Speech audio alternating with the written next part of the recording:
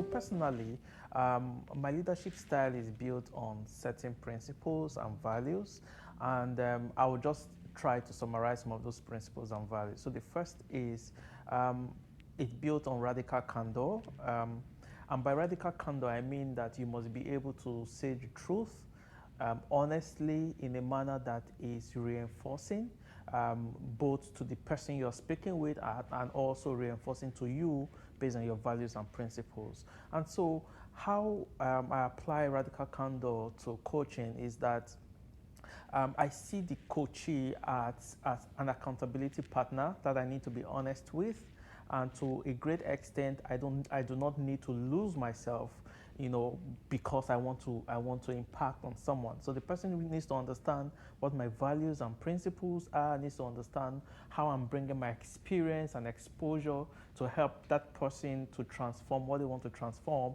or help to transform the system that we're focusing on at that time. And in exchange, the person respects me as a coach and respects the principles and values that I believe in. So that's one part. The second leadership principle that I apply in coaching is what I call genuine vulnerability.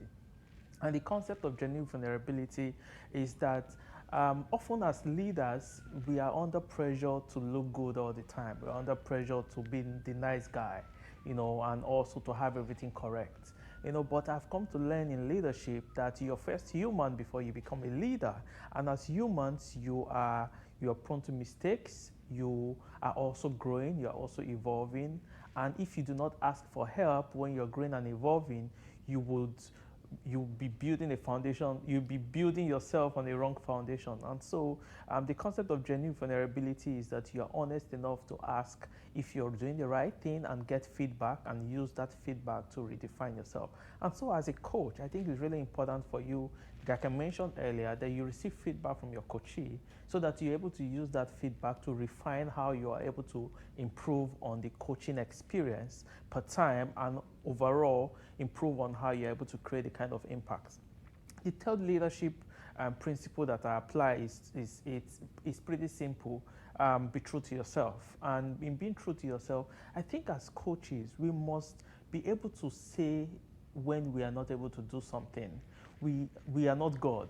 So try not to play God by trying to answer all the questions, by trying to solve all the problems. You cannot solve all the world's problems. You are not the United Nations.